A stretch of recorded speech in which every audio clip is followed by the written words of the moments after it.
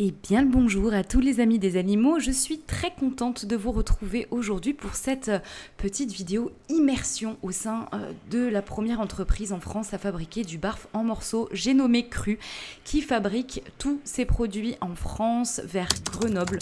Donc j'ai eu la chance de passer toute une journée avec l'équipe et ils m'ont gentiment ouvert les portes de leur atelier de fabrication ainsi que de leur bureau. J'ai passé un petit moment à papoter avec Estelle, la cofondatrice qui a répondu à toutes mes questions. Je vous laisse avec la vidéo et j'espère que ça vous plaira. Ici, on est sur le site de production à Grenoble, donc je vais rencontrer l'équipe à l'intérieur de cet Algeco et ensuite ils vont m'ouvrir les portes de l'atelier de production. Suivez-moi.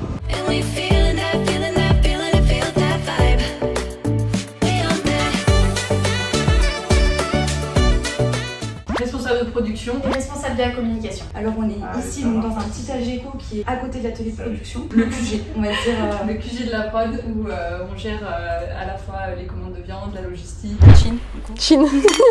Salut Estelle. Salut Camille. Tu es la fondatrice de Cru. Alors je suis la cofondatrice de Cru, voilà, on a monté la société à deux. Qu'est-ce qui t'a poussé à te lancer dans le barf? Alors c'est vraiment mon expérience personnelle. J'avais une chienne de 9 ans déjà qui était difficile avec la nourriture et pas en très bonne santé. Certes elle avait 9 ans mais quand même elle avait beaucoup de tartre, elle sentait pas très bon, elle avait un poil gras. Donc la cofondatrice Mégane m'a conseillé d'essayer le Cru et j'ai vraiment vu des résultats assez rapidement sur ma vieille chienne, du coup moins de tartre, meilleur poil, meilleure haleine, plus de vitalité et surtout beaucoup de plaisir lorsqu'elle mangeait. Je me suis dit c'est génial mais je voudrais une solution plus pratique pour le faire.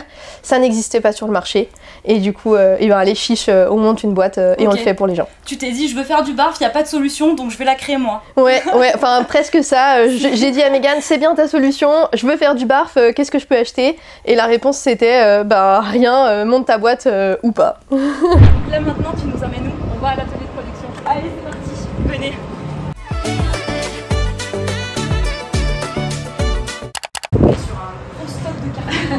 Et oui, et pourtant un stock qui va nous durer à peine un mois ou deux. Voilà nos trois portes, notre chambre froide négative, notre chambre froide positive et le labo. On part maintenant. Là, on va s'équiper pour rester dans les règles d'hygiène en vigueur. Bah viens non parce qu'il va t'en falloir pour toi aussi.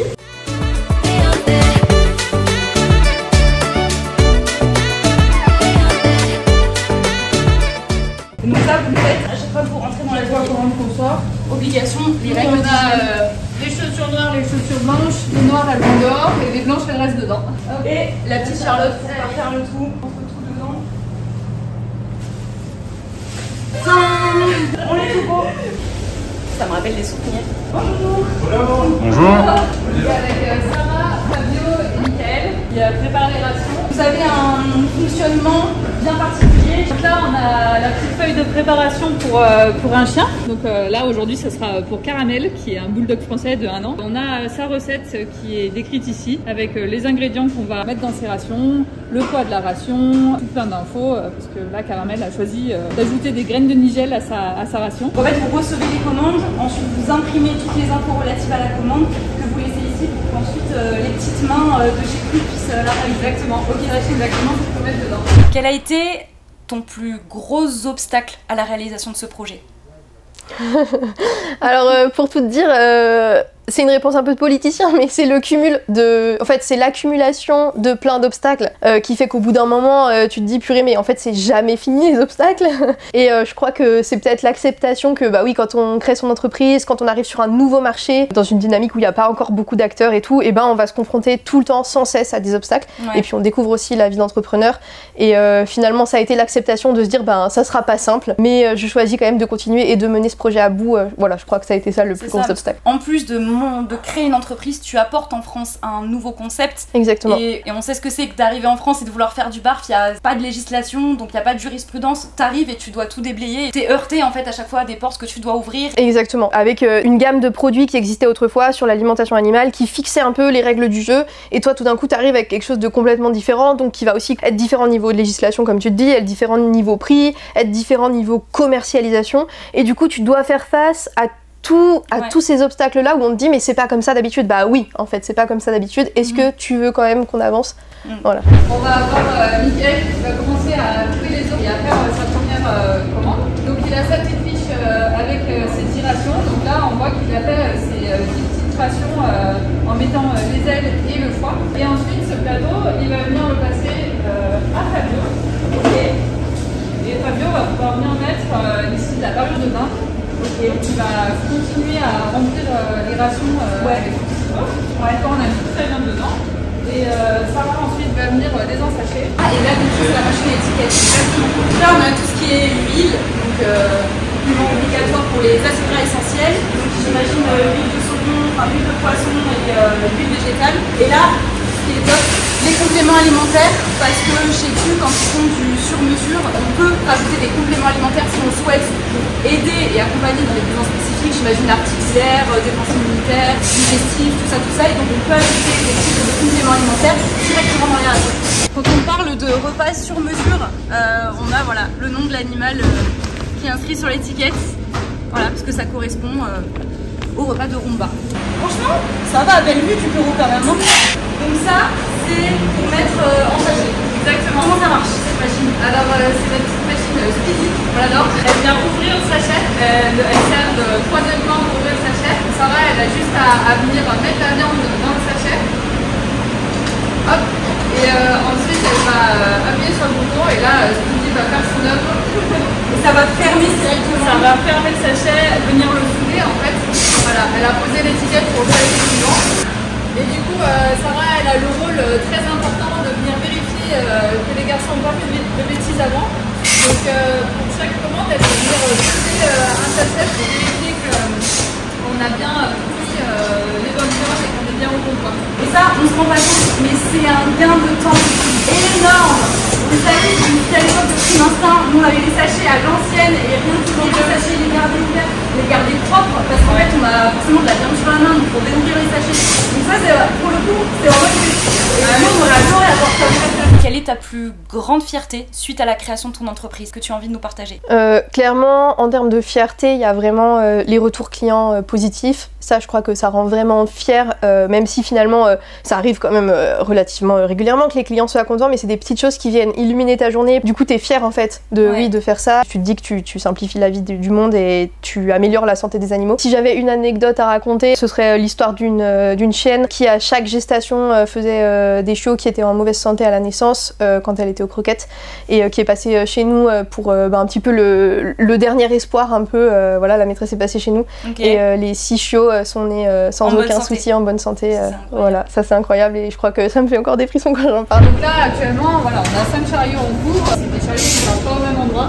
On a des petites étiquettes de couleurs, on a du vert ici, du orange. On n'a pas de aujourd'hui, mais on a des fois. Et à quoi correspondent ces étiquettes, ces couleurs? Ça va être quel transporteur vient chercher les rations.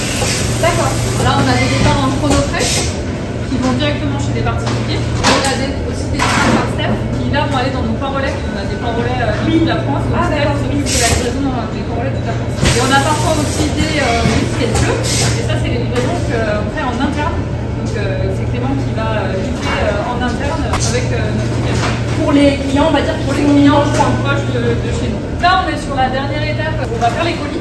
Donc on recoupe nos deux couleurs, le vert et le orange, donc vert pour chef, orange pour chrono. Et donc là Clément va venir récupérer toutes les rations qui correspondent à un même temps. On les met en carton, on rajoute, en ce moment vous avez la chance, il y a des petits cadeaux dans nos rations. Et les friandises, voilà, il rajoute un petit sachet de friandises. Et quand il aura fini les cartons, il pourra les remettre en chambre froide avant que le transporteur arrive pour les récupérer. Exactement. Est-ce que tu as déjà été heurtée au lobby des croquettes? Alors oui, la réponse c'est vraiment oui. Pas forcément directement, c'est-à-dire que en toute transparence, j'ai jamais eu aucun lobbyiste officiel qui est venu me voir et qui m'a dit dis donc voilà. Mais par contre indirectement oui, sur plusieurs aspects. Déjà sur la politique des prix, comme je te le disais, le lobby des croquettes aujourd'hui est tellement gros avec des marges qui sont tellement intéressantes pour les revendeurs, pour les distributeurs, que quand toi t'arrives avec un produit où forcément t'es un peu nouveau sur le marché, ton boulot c'est surtout de faire de la très bonne qualité avec des bonnes matières premières et que tu dis du coup moi mon taux de marge c'est seulement ça pour les partenaires avec lesquels tu travailles, les gens comprennent pas en fait, ils disent ouais mais attends les croquettes, c'est très dur de leur dire mais Ben oui, en fait, on a des politiques de marge qui sont différentes parce que la qualité de la matière initiale n'est pas la même et du coup, on peut pas non plus se permettre de vendre aux clients à la fin un produit qu'ils ne pourraient pas du tout acheter. Donc ça, sur cette partie un peu pricing. Et aussi, ben, sur certains événements ou sur certains sponsors, on nous a demandé en fait d'être sponsor de certains événements. On a dit oui, par exemple, et certaines fois, ben, en fait, on s'est fait rejeter derrière. On nous a dit, ben, en fait, finalement, c'est pas possible parce que on était confronté à des marques de croquettes qui étaient en face de nous et qui ont dit que s'il y a cru en fait sur l'événement, et ben nous on viendra pas. S'il y a du barf, on viendra pas. Et comme eux ils apportaient forcément des sommes beaucoup plus importantes que nous en tant que sponsor, bah c'est nous qu'on a sorti quoi. Ouais. Voilà. Ils voulaient pas de barf en face d'eux. Pas de barf en face d'eux. Donc là Sarah est en train de portionner, c'est-à-dire qu'elle va venir rentrer dans notre base de données les viandes qui sont mises dans les rations avec le numéro d'arrivage, le fournisseur. Comme ça on a une traçabilité hyper propre et on sait exactement ce que le chien va manger. Comme ça, si jamais, par exemple, le client il a une demande ou une question, vous saurez très exactement retracer Exactement.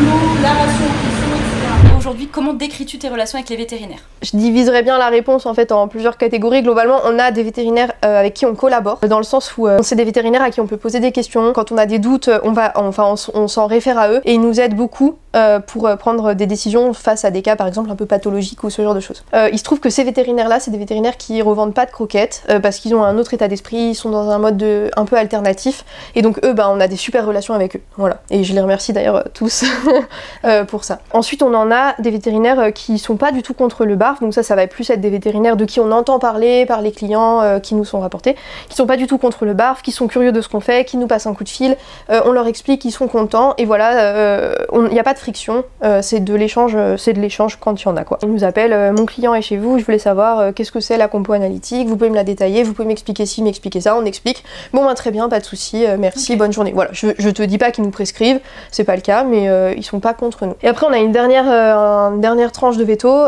qui est pas du tout pour le barf. C'est en fait par les clients qu'on les connaît entre guillemets, c'est-à-dire que les clients nous appellent, oui moi mon veto il est pas du tout pour, je voudrais arrêter mon abonnement parce que mon veto il a dit que le barf c'est très mauvais, c'était très dangereux. Voilà, donc on n'a pas de relation directe avec ces clients qui sont pas du tout en faveur du barf, mais forcément nous c'est un peu dur pour nous de faire du très bon travail, enfin d'essayer en tout cas vraiment de faire du très bon travail, d'équilibrer scientifiquement les repas, de pouvoir le prouver. Tu vois, on a fait des analyses nutritionnelles sur toutes nos matières premières pour pouvoir dire au veto, en fait regardez ce qu'on met dedans, c'est aussi équilibré qu'une portion de croquettes, on complémente avec des huiles, des fruits, des légumes, qu'est-ce qui fait que scientifiquement ça vous plaît pas? Et c'est un peu dur si tu veux que parce qu'ils sont veto et parce que eux ils aiment pas le barf, de s'entendre dire que non c'est pas bon et le client il faut qu'il arrête. Voilà. Derrière aussi je pense qu'il y a une notion de manque de formation et d'expérience aussi sur l'alimentation barf de ces vétérinaires malheureusement, donc il y en a certains qui veulent apprendre aujourd'hui et c'est très bien. Je pense qu'on a toute une vague de nouvelles générations de vétérinaires qui savent que de toute façon l'alimentation maison c'est de plus en plus présent et ils ont envie de se renseigner, et il y en a certains qui ont appris en surface, qui ont reçu, faut dire ce qui est, des clients, des patients qui ont fait n'importe quoi avec leurs animaux et donc du coup forcément qui ont une image du barf et de l'alimentation maison qui est catastrophique. Il y a aussi un facteur vente qui voilà, où ils vendent des croquettes et tout, donc forcément il y a des côtés qui peuvent être un peu intéressés aussi, mais c'est bon de savoir qu'il y a des vétérinaires quand même avec lesquels vous pouvez travailler qui sont pour le barf, parce qu'il faut le rappeler, il y a des vétérinaires qui sont pour le barf, qui conseillent le barf ou la ration ménagère ou d'autres types d'alimentation autres que les croquettes, et c'est cool de savoir qu'il y en a qui sont derrière vous et même certains qui vous appellent au moins pour connaître votre produit, pour en savoir un petit peu plus et pour comprendre. Ce que tu dis est parfaitement vrai, c'est-à-dire qu'il y a souvent, on se dit en fait ils savent pas comment on bosse, comment on a fait scientifiquement, comment on a équilibré tout ça, donc on peut pas non plus leur en vouloir d'être en défaveur de quelque chose qu'ils connaissent pas bien. Là où c'est plus dur, c'est quand on a en face de nous des vétos qui ont largement la compétence de comprendre, la connaissance de comprendre, qui seraient en mesure en fait de s'intéresser et de peaufiner, même avec nous, enfin tu vois, on pourrait même imaginer de la co-construction sur certains trucs, et qui en fait non, ferment les écoutilles, veulent rien entendre, et parfois même vont diffuser de l'information qui est complètement en défaveur du barf, alors qu'en fait ils savent même pas vraiment ce qu'on fait. Et du coup des fois on écoute ou on lit des choses complètement absurdes de la part de vétos qui sont pourtant très pertinents le reste du temps, et ça c'est rageant. Bon, et avant que tu parles moi de ça, c'est nos 3 petits bisous pour faire du haché. Donc là on a un hachoir dans lequel on vient verser la viande. D'abord. Faut pas mettre la main, hein. Non, heureusement qu'il y a des sécurités dans tous les sens. On a versé la viande, on l'a fait en haute vitesse.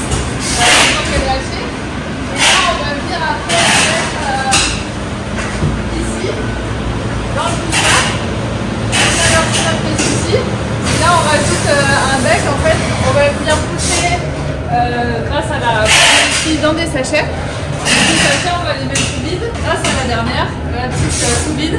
Donc avec sa Top, pour pouvoir faire plein de sachets. Et donc ça, le haché, parce que c'est un produit que vous avez sorti il n'y a pas très longtemps, vous faites du bar broyé maintenant grâce à ces machines. Vous le faites, tu m'as dit, pas tous les jours. Donc, malheureusement, on ne peut pas vous montrer aujourd'hui comment ça fonctionne, parce que tu m'as expliqué, vous le faites pour l'instant qu'une fois par semaine, vous faites vraiment une journée broyée. Une journée dédiée broyée, on peut bien se mettre en place et faire cette production de broyée. En fait, vous récupérez toutes les commandes de broyé que vous avez en une semaine et puis vous faites toutes ces commandes-là en une journée. Je te suis, tu vas me montrer en chambre froide ce que ça donne. Allez, est-ce qu'avoir misé sur une communication full transparence t'a déjà rapporté des ennuis? Alors j'ai pas d'exemple où on a eu vraiment de revers de la médaille. Donc le fait d'avoir choisi ce mode de transparence a plus été bénéfique pour vous que négatif? Oui, en fait là où on a déjà eu des retours, on va dire, c'est plutôt quand on pousse le vice un peu loin et qu'on joue une carte un peu plus agressive. Oui. Voilà, là forcément on peut avoir des retours de boomerang, mais sur la transparence, non, au contraire, c'est quelque chose qui est très demandé. Les clients sont contents, les partenaires sont contents, les revendeurs sont contents. Puis c'est même plus qu'une communication, c'est de la stratégie chez nous, de continuer de se développer avec cette base de transparence. Je sais pas si tu l'as vu à l'atelier de production, mais ce fameux QR code qui permet de savoir d'où vient ta viande, quel que soit ton sachet, la compo analytique, d'où vient ta viande, la liste des ingrédients précise, et ça on est les premiers en France à proposer ça. Et les seuls à le faire. Et les seuls à le faire. Ouais. Même ceux qui font de la ration ménagère, etc. Et Dieu sait qu'il y en a de plus en plus qui proposent ce type de formule-là. Vous êtes les seuls à avoir un QR code avec toutes les infos dessus, jusqu'à la provenance de la viande utilisée. Et ça, je trouve ça vraiment top. Donc là maintenant, elle va nous ouvrir la chambre froide. Attention, il fait froid. Ça fait presque du bien. Donc là, c'est là où sont les produits finis. Une fois que vous avez préparé les sachets, parce que vous travaillez uniquement en congelé, donc nous, en tant que consommateur final, on reçoit le produit surgelé à la maison. Donc une fois que vous avez fini les sachets, vous les mettez ici pendant combien de temps? Voilà, pendant 24 heures pour que ça soit bien pris à cœur. Donc là, on a des rations sur mesure. Et là, on a le produit haché. Voilà, tout terminé. Et là, ça va rester stocké ici pendant 24 heures et le lendemain, vous avez le transporteur qui vient directement récupérer ici. Ok, ça va. Top. Bon, on sort parce que il fait froid. Est-ce que tu as des projets là, à moyen terme, des choses qui sont sur le feu? C'est un peu la mission de Cru, c'est de démocratiser le barf. Au moins en France, et que n'importe quelle personne sur le territoire puisse trouver facilement des repas barf de qualité sans avoir à les faire et être sûr que ce soit équilibré. Actuellement, l'énergie de l'équipe elle est beaucoup sur démocratiser cette offre et donc c'est sûr que ça passe par le recrutement de nouveaux magasins revendeurs parce que en fait c'est hyper important d'être présent physiquement sur le territoire. Du coup, les projets sur le feu, ça va être le recrutement de ces revendeurs et puis ça va aussi évidemment être de continuer à animer ceux avec qui on travaille, qu'ils continuent de s'éclater avec nous parce que nous on s'éclate avec eux. Et donc de leur proposer des nouvelles choses au cours du temps pour qu'ils soient contents de continuer de bosser avec nous et de vendre nos produits. Ici, on est dans la chambre de stockage des matières premières brutes. On va dire ici, avant d'être transformé. Ok, donc là, c'est les produits frais que l'équipe de production va se servir pour élaborer les menus. Exactement. Voilà. Je vais faire ce que je fais à toutes mes interviews. J'ai demandé à mes abonnés de me poser des questions sur Instagram. Je vais en sélectionner 2, 3. Donc tu ne sais pas du tout quelles vont être ces questions. Moi non plus, je vais vraiment les sélectionner là comme ça devant toi. Du coup, tu vas y répondre au mieux, toujours avec la même transparence ça marche. À laquelle je nous avais habitués. Alors, voyons voir. Ah, celle-ci est intéressante. Utilisez-vous la même qualité de matière première pour le broyer? Parce que vous faites du barf en morceaux et vous faites du barf broyé. Est-ce que c'est les mêmes matières premières que vous utilisez ou... Oui, c'est exactement les mêmes matières premières et je vais pas me contenter de répondre oui parce que encore reste-t-il à le prouver, mais avec ce QR code, je mets au défi quiconque de trouver un fournisseur qui serait différent du broyé que de nos rations en morceaux. Donc si vraiment un client doutait de ça, il pourrait acheter des rations en morceaux et acheter du haché et il verrait en fait que selon les goûts, on retombe exactement sur la même liste de fournisseurs fournisseurs. Notre marque s'est basée sur un produit sur mesure, effectivement avec des morceaux qu'on pouvait pas cacher aux clients parce qu'il ouvre le sachet, il voit les morceaux, donc on pouvait pas mettre de la mauvaise qualité de matière première. Et on a gardé les mêmes fournisseurs, le même cahier des charges avec nos fournisseurs pour les repas hachés. Et dernière chose concernant cette qualité sur le haché, on sélectionne aussi rigoureusement les enseignes parce qu'on leur demande en fait de venir visiter l'atelier pendant une production de haché. On leur ouvre grand nos portes et ils peuvent voir quelle qualité de matière première on met. Donc encore une fois, si on est dans une enseigne, c'est que l'enseigne elle-même a pu vérifier la qualité de ce qu'on mettait dans les repas hachés. Donc là Estelle, on est devant un Médor et compagnie. On est devant Médor et compagnie parce que c'est une enseigne avec qui on est partenaire. Donc ils revendent en fait nos produits hachés et ça permet en fait aux gens de pouvoir s'approvisionner facilement dans un magasin de proximité et d'acheter un peu moins de stock que ce qu'il faudrait acheter potentiellement sur notre site internet où il faut ajouter des frais de port. Le magasin, ça permet aussi d'avoir accès à des conseils et des gens formés pour se faire conseiller sur nos produits. Allez, on va voir à l'intérieur ce que ça donne.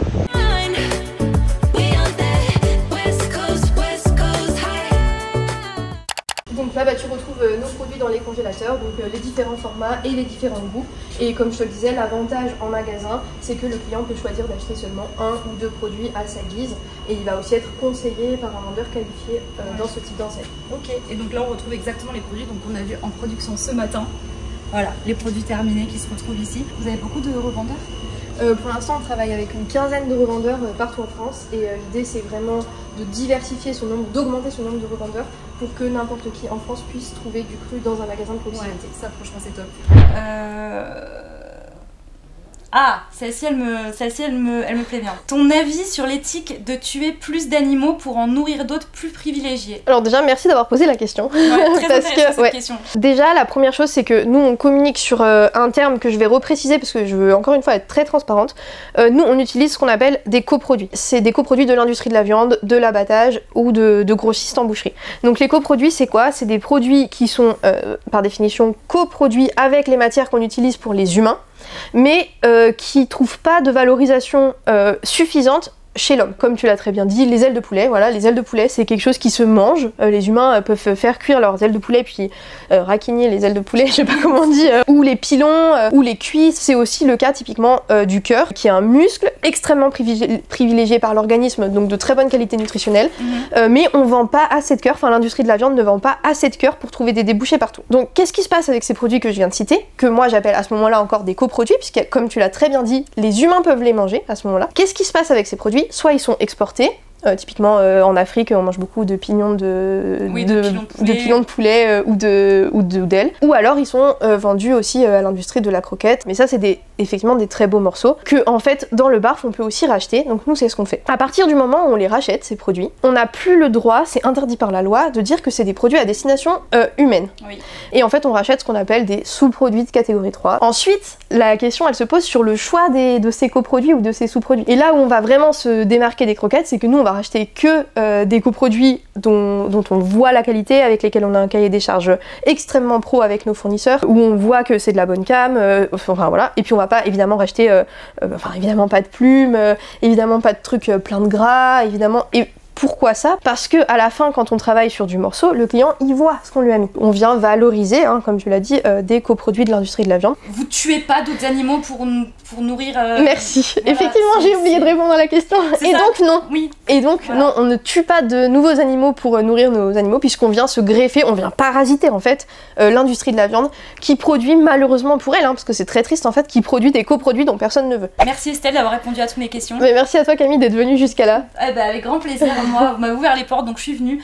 J'espère vraiment que cette vidéo vous a plu. On se retrouve très rapidement pour une prochaine vidéo. D'ici là, comme d'habitude, prenez soin de vous et prenez soin de vos animaux.